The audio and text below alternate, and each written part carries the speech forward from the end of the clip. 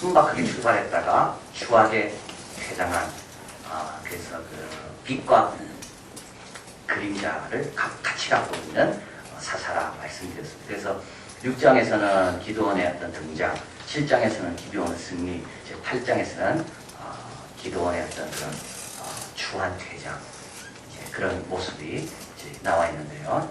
이제 오늘은 이제 기드온의 그 유명한 그 300명과 싸워서 이긴 내용입니다. 근데 이제 오늘 본문에서 이제 미디안 사람 13만 5천 명이죠. 우리 8장 10절. 8장 10절에 보면 이때 세바와 살무나라 갈고리도 있는데 동방 사람 모두 군대 중에 칼든 사람이 12만이죠. 12만이었고 그 남은 1만 5천 명. 그러니까 13만 5천 명인 거죠. 13만 5천 명과 이제 기도원의 부름을 받고 하나님의 감동을 받아 싸우러 온 사람 3만 2천 명하고 이렇게 대결을 하게 됩니다. 그래서 이제 우리 측은 3만 2천 명이고 5분의 1이죠. 저쪽은 13만 2천 명. 4분의 1이네요. 우리가 작은 겁니다. 그런데 이제 하나님께서는 뭐라 말씀하는가 하면 더 데리고 와라. 더 불러와라. 이렇게 말하지 않고 하나님은 3만 2천 명도 많다라고 말씀하시는 겁니다. 3만 2천 명도 많다. 그래서 하나님 어떻게 하시냐면 돌려보내라. 이야기하는 거죠. 여러분 같으면 어떻게 했을까요? 돌려보낼까 안 돌려보낼까요? 네. 못 들은 걸 발표합니다. 못 들은 걸. 네, 우리는 늘 그럽니다. 내가 좀 불리해지면 못 들은 거예요. 네, 그게 우리한테 있죠. 내가 좀 하기 싫은 거 하라면 못 들은 거예요. 안 돌려보내요. 지금 무슨 말입니까? 지금 3만 2천 명 갖고 이길까 질까 지금 지는 게 뻔한데 우리가 그동안 7년 동안 미디안 사람을 압제받았잖아요. 무슨 무기가 있습니까? 뭐 훈련된 병사가 있습니까? 아무것도 없어. 근데 하나님은 뭐하라고? 돌려보내라. 근데 여러분 이상하세요. 하나님이 모아준 거 아닙니까? 하나님이 감동해서. 그죠? 기도원이 이야기했을 때 사람들이 감동이 돼가지고 여호와 신이 그 감동이 돼가지고 기도원뿐만 아니라 3만 2천 명이 모여온 겁니다. 그런데 하나님 돌려보내라 그럴 거예요. 그럼 하나님이 아예 모으지 말든지 하나님께서. 이상하잖아요. 이렇게 모인 게 그냥 모인 게 아니라 하나님 감동을 주셔서 모인 거거든요. 3만 2천 명이요. 근데 하나님께서 보니까 안 되겠어요. 돌려보내는 거예요. 왜요? 이들의 마음이 지금 교만인 거예요. 하나님이 딱 보니까 야 3만 2천 명 정도는 우리가 충분히 이기겠다. 그래서 하나님께서 뜻을 바꿔서 돌아가. 그런 사람은 다 돌아가. 그래서 처음에 두려워하는 사람을 얼마가 돌아가죠? 12,000명이 돌아갑니다. 그리고 22,000명이 돌아가고 10,000명만 남습니다. 돌려보내가 좋다고 돌아갔을 거예요. 그리고 이제 얼마가 남았죠? 남은 자가 10,000명이었습니다. 숫자가 잘 안 되죠 이제는. 네, 숫자가 잘 헷갈립니다. 10,000명이 남은 거예요. 근데 하나님 또 뭐라 말씀하세요? 또 많다는 거예요. 또 많다는 거예요. 이 정도 했으면 하나님께서 10,000명 갖고 하셔야 되는데 하나님 또 많다는 거예요. 그래서 하나님께서 이렇게 이야기하십니다. 사절이 난 너무 사절이 중요하다고 봐요. 저는 여호와께서 또 기도해 이르시되 백성이 아직도 많으니 그들로 인하여 인도하여 물가로 내려가서 거기서 내가 너를 위하여 그들을 시험하리니. 하나님께서 누굴 시험해? 기도원을 시험하지 않습니다. 하나님은 그들을 시험합니다. 누굴 위해서? 기도원을 위해서. 내가 누구를 가리켜 이르기를 이가 너와 함께 가라 하면 그는 너와 함께 갈 것이요. 내가 누구를 가리켜 이르기를 이는 너와 함께 가지 말라 할 것이면 그는 가지 말 것이냐. 야, 이걸 누가 정합니까? 나와 함께 갈 사람인가 아닌가 누가 정합니까? 하나님이 정합니다. 참 이건 엄청난 겁니다. 엄청난 겁니다. 한번 생각해 보시죠. 내가 동행할 사람을 내가 정한다 그러지. 그걸 하나님이 정하는 사람과 동행한다. 이건 굉장한 모험이죠. 굉장한 모험 아닙니까? 하나님이 정해주는 겁니다. 기도원과 함께 갈 사람을. 기도원이 정하지 않아요. 내하고 사귈 사람을 내가 정하지 않아요. 하나님이 정해주지. 이 일을 감당하는데 이 일에 힘쓸 사람, 내가 보기에는 저 사람은 지혜도 있고 또 물질도 있고 마음도 좋고 저 사람과 함께 하면 되겠다 하지만 그거는 내가 정하지 않아요. 그건 하나님이 정하시는 거예요. 그리고 그건 하나님이 시험하시는 거예요. 그래서 그 시험에 어떤 사람은 시험 때문에 떠나가는 거예요. 그 남은 사람이 300명. 물을 먹습니다. 다숟가락 가서 물을 먹여요. 왜 물을 먹는데요? 어느 사람은 무릎을 꿇고 얼굴을 대고 먹고, 어떤 사람은 이렇게 아치라고 핥아 먹는 걸 핥아. 뭐 이거나 뭐 무슨 차이인지 모르겠어요. 하나님께서 하여튼 물을 꿇고 먹는 9,700명 이쪽으로 세우고, 그리고 핥아 먹는 300명 이쪽으로 세우라. 기도를 이렇게 생각했어요. 저 300명 보내고 9,700명 남길 거라고. 근데 하나님 또 그럽니다. 하나님 300명 남기고 9,700명을 보내요. 그럼 이 정도 되면 어떻게 할까요? 던지고 돌아오는 거예요. 기도하는 거예요. 그죠? 하라는 거예요? 말라는 거죠? 하나님 저거. 하나님 지금 싸우라는 겁니까? 말라는 겁니까? 싸우려면 도와주든지 오히려 줄이고 있어요, 하나님이. 300명 나온 거예요, 300명. 이 300명이 누굴까요? 똑똑한 사람일까요? 활 잘 쏘는 사람이 아닙니다. 저는 생각할 때 이 300명은 제일 그 당시에 볼 때 저 사람은 싸움에 나가면 안 될 사람이다. 그 사람들일 거예요. 왜냐하면 그런 사람이 순종자라니까. 그런 사람이 순종자라니까. 고린도전서 같이 한번 보겠습니다. 고린도전서 1장 보면요. 1장 26절. 1장 26절. 고린도전서 1장 26절. 같이 있습니다. 형제들아 너희를 부르심을 보라. 육체를 따라 지혜 있는 자가 많지 아니하며 능한 자가 많지 아니하며 문벌 좋은 자가 많지 아니하도다. 그러나 하나님께서 세상에 미련한 것들을 택하사 지혜 있는 자들을 부끄럽게 하려 하시고 세상에 약한 것들을 택하사 강한 것들을 부끄럽게 하려 하시며 하나님께서 세상에 천한 것들과 멸시받는 것들과 없는 것들을 택하사 있는 것들을 폐하려 하시나니 이는 아무 육체라도 하나님 앞에서 자랑하지 못하게 하려 하심이라. 너희는 하나님께로부터 나서 그리스도 예수 안에 있고 예수는 하나님께로부터 나와서 우리에게 지혜와 의로움과 거룩함과 구속함이 되었으니 기록된 바 사랑하는 자는 주 안에서 사랑하라 함과 같게 하려 함이니라. 하나님께서 누굴 부르셔요? 우리 생각하고 다릅니다. 우리는 300명, 1당 100, 그래서 3만 명 정도 묻힐 수 있는 사람을 부를 것 같지만 하나님은 그렇습니다. 소수정예 아닙니다. 하나님은 완전까지, 바닥까지, 완전히. 이건 하나님은 아니고는 절대 아니고 우리 힘으로 됐다라고 영광 돌릴 만한 조금이라도 잔재를 남겨두지 않고 다 주님께서 다 가져가시는 겁니다. 세 가지 이유가 있죠. 하나는 뭡니까? 하나는 자긍하지 않게 하기 위해서. 자긍하지 않게. 하나님은 교만한 자를 대적하십니다. 교만한 걸 제일 싫어하십니다. 두 번째는 이스라엘 백성에게 교훈을 주기 위해서 그렇습니다. 이건 승리의 조건은 하나님께 있는 것이 숫자에 있지 않다. 육신에 있지 않다. 세 번째는 뭡니까? 다른 백성들에게, 이방인들에게 하나님의 영광을 드러내려고. 이거는 보니까 이거는 우리가 진 이유는 딱 하나다. 숫자도 우리가 훨씬 많고 무기도 훨씬 우리가 더 가지고 있고 그 300명도 보니까 별 볼일 없는 300명들인데 우리가 진 이유가 없는데 진 것 이유는 딱 하나 뭡니까? 하나님이 그들과 함께 하시기 때문에 하나님의 영광 받기 위해서. 자, 그래서 참 이 몇 구절만 봐도 참 우리의 자신을 참 비춰보게 하는 신앙생활이라는 게 뭔가를 깨닫게 하는 겁니다. 신앙생활이 뭔가. 신앙생활은 굉장히 깊은 겁니다. 신앙생활은 예수 믿고 복 받고 그 차원이 아니라 신앙생활은 정말 이런 겁니다. 하나님의 음성 듣고 내 뜻과 다르지만 거기에 순종하고 엎드리고 항복하고 이게 신앙생활 어려워요. 그게 깊은 거예요. 굉장히 깊은 겁니다. 우리는 지금 어떻게 보면 굉장히 표피적인 거 거기에 조금만 바람이 불어도 막 흔들리잖아요. 그 어떻게 보면 우리는 지금 뿌리가 너무 없다는 것을 깨닫게 돼. 원래 이게 신앙생활이에요. 하나님께서 많다 하면 보내는 거예요. 필요 없다면 버리는 거예요.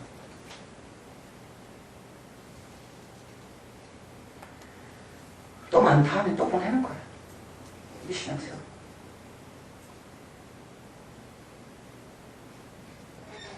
이것만 우리가 잘해도 정말 하나님께 큰 영광 돌릴 건데 우리는 못 들은 척, 안 들은 척, 그건 내한테 해당 안 되는 척. 얼마나 우리는 선택적으로 듣는지. 자, 이거 참 중요합니다. 여러분 꼭 기억하십시오. 내가 너와 함께 할 사람은 내가 정하고 내가 가라는 사람과 너는 가야 되는 거고 내가 가지 말라는 사람만 가지 마라. 그걸 누가 정해요? 내가 정한다. 내가 정한다.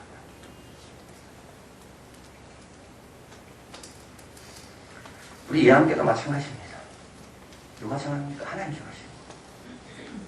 야, 저 사람은 우리가 그것까지 갈 것 같은데 그건 모릅니다. 그건 하나님이 정하시고. 야, 저런 사람은 좀 남아줬으면 좋겠는데 그거 인간적인 생각이에요. 그 인간적인 생각. 저런 사람은 우리에게 큰 도움이 될 건데 그게 인간적인 생각이에요. 그건 하나님만이 하시고. 하나님이 정하는 그 사람. 하나님의 시험에 합격한 그 사람. 그 사람이 우리 300명의 용서하고 싸움에 도움이 되는 사람이지 겉으로 보는 건 아닙니다. 직장도 마찬가지예요. 하나님의 테스트에 합격한 사람. 여러분 많다고 속으면 안 됩니다.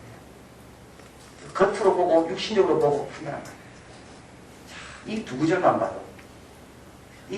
봐도 우리가 하여금 생각을 많이 하게 합니다.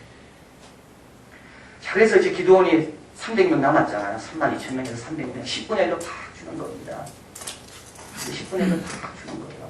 얼마나 깜깜되겠습니까? 9절에 같이 있습니다. 이 밤에 여호와께서 기드온에게 이르시되 일어나라 내려가서 적진을 치라 내가 그것을 내 손에 붙였느니라. 10절 있습니다. 만일 내가 내려가기를 두려워하거든 내 부하 부라를 데리고 그 진으로 데려가서 11절 그들이 하는 말을 들으라. 그 후에 내 손이 강하여져 능히 내려가서 그 진을 치리라. 기드온이 이에 그 부하 부라를 데리고 군대가 있는 길가에 내려간즉 미디안 사람과 아말렉 사람과 동방의 모든 사람이 골짜기에 누웠는데 메뚜기의 중다음 같고 그 약대의 무수함이 해변의 모래가 수다람 같은지라. 기드온이 그곳에 이른즉 어떤 사람들이 그 동무에게 꿈을 말하여 이르기를 내가 한 꿈을 꾸었는데 꿈에 보리떡 한 덩이가 미디안전으로 굴러 들어와서 한 장막이 이르러 그것을 쳐서 무너뜨려 엎드려뜨리니 곧 쓰러지더라.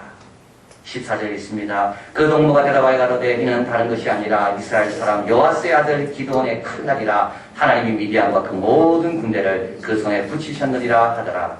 기드온이 그 꿈과 해몽하는 말을 듣고 경배하고. 자, 여러분 300명을 줄어들었습니다. 하나님 얼마나 원망할까요? 하나님 원망하고 싶죠. 나를 왜 세웠어? 나를 이것까지 인도해놓고 그럼 하나님 좀 나를 도와주든지. 300명 줄였어요. 얼마나 기도하기 힘들까요? 이때 하나님께서 기도원의 중심, 마음을 먼저 세우시고 중심을 먼저 잡는 거죠. 그래서 기도원이 내려가서 들어보니까 군사가 꿈을 꿨는데 보리떡이 한 덩이가 두고 보리떡 한 덩이가 얼마나 하겠습니까? 그죠? 보리떡 한 덩이는 좀 주먹도 안 될 겁니다. 어떤 사람은 이걸 많이 해서 백을 하나라, 백을 한 쪽. 그 백을 하나가 쫙 굴러 들어와서 이 동치랑 이 건물을 완전히 박살내는 거예요. 그걸 기도원이 듣습니다. 마음이 회복되는 겁니다. 여러분 실망할 때요, 이 회복부터 중요합니다. 실망할 때 하나님이 회복을 해야지만이 그 다음에 사람을 만나야 되는 거예요. 그래서 기도원은 하나님께서 사람 만나기 전에 먼저 뭐예요? 니부터 회복해라. 그래서 기도원이 경배하잖아요, 하나님께. 그 다음부터 어떻게 됩니까? 사람들한테 쓰는 거예요. 그래서 참으로 중요한 건 내 중심부터 회복하라. 실망될 때, 낙담될 때, 내 뜻대로 안 될 때, 이때 어떻게 해요? 하나님 앞에 엎드려. 근데 하나님께서 아십니다. 그리고 하나님께서 위로해 주시고 격려해 주십니다. 자, 그래서 우리 하나님은 줄이실 뿐만 아니라 동시에 왜 줄이는지, 그리고 줄인 것 가지고도 네가 얼마나 큰 일을 할 수 있다는 큰 확신을 주시는 우리 하나님이시다. 자, 15절에 기드온이 그 꿈과 해몽하는 말을 듣고 경배합니다. 그리고 6절, 16절에 300명을 세대로 나눕니다. 손에 나팔과 빈 항아리를 들고 항아리 안에는 횃불을 감추게 하고 그들이 이르되 너는 나만 보고 나이 하는 대로 하라. 내가 진가하는 대로 그리하리라. 18절 나와 나를 쫓는 자가 다 나팔을 불고 너희도 그 진 사면에 나팔을 불며 이르기를 여호와를 위하라 기도원을 위하라 하니라. 19절 다시 있습니다. 기도원과 그들을 쫓은 100명이 이경초에 진가 이른즉 변병을 채반할 때라 나팔을 불며 손에 가졌던 양 항아리를 부수니라. 그래서 이제 기도원이 이제 전쟁을 시작합니다. 자, 그래서 여기 보면 이제 나팔 항아리 횃불을 들었죠. 이제 칼을 들고 있지 않습니다. 나팔, 한 손에는 나팔, 한 손에는 횃불, 그리고 횃불을 감추기 위해서 항아리. 그래서 어떤 분은 이걸 가르쳐서 이거는 군대가 아니고 고속대다. 그죠? 나팔을 불면 생겨나니까. 뭘 이야기할까요? 다윗이 골리앗과 싸우러 갈 때 창 들고 가지 않았지. 뭐 들고 갔습니까? 물맷돌. 삼다리 소모는 박대로 블레셋함을 친 겁니다. 그래서 하나님께서 이미 우리에게 쌓을 수 있는 지혜와 능력과 권세와 필요한 걸 다 주셨다는 겁니다. 300명이 그걸 들고 나갔습니다. 그리고 또 공격의 시간을 정하죠. 언제 정하는가 하면 채권할 때가 되어 있죠. 이경초 19절에 이경초 12시 15분입니다. 밤 12시 15분. 이때 이제 다른 사람 다 자고 불침범을 이제 바꾸는 그 시점입니다. 그래서 잠자고 있을 때, 다른 사람은 잠자고 있을 때 일어나서 이제 공격하는 겁니다.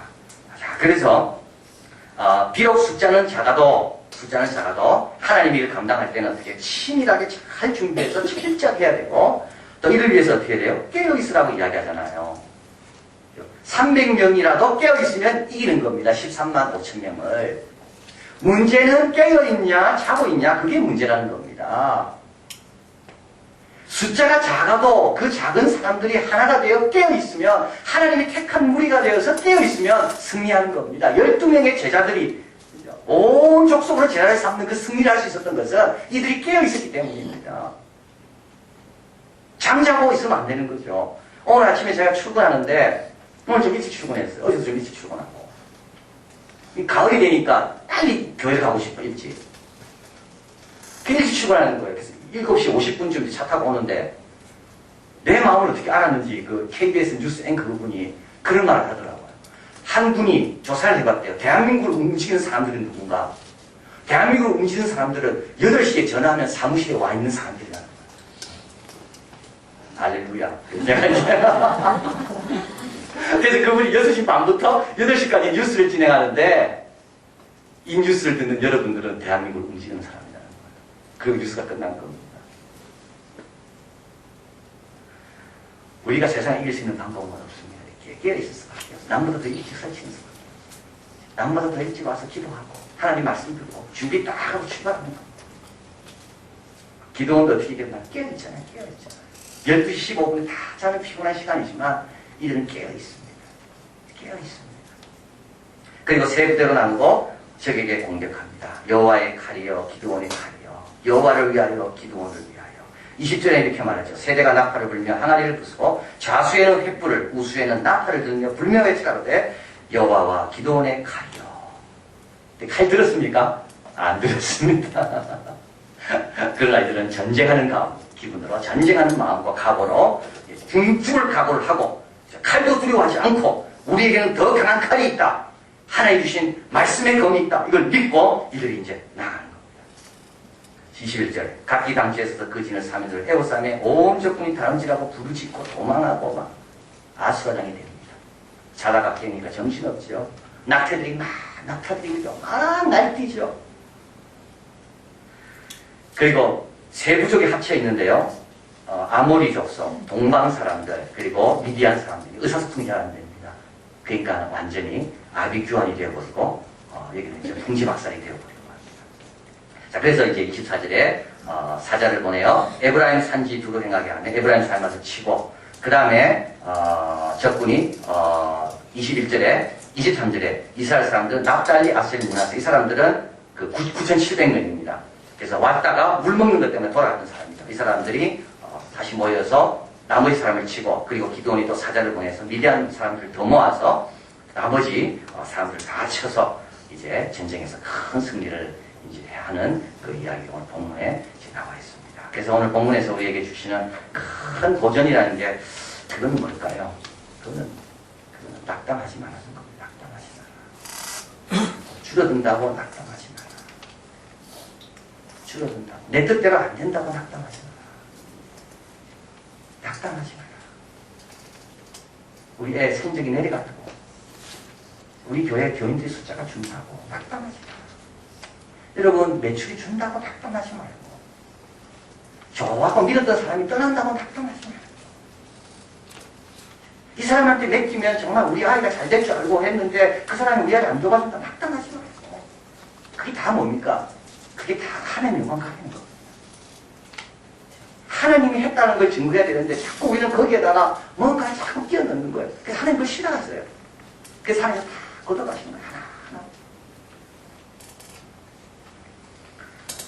낮추실 때 염려하지 마십시오. 프랭크 맥윈이 적은 전사들이라는 책에 보면 열등한 인간이라면 만족하고 물러가겠지만 이에야스는 항상 그랬더니 새로운 영역에서 정력적으로 해야 된다. 이게 참 중요하다고 봐야 되는 새로운 영역.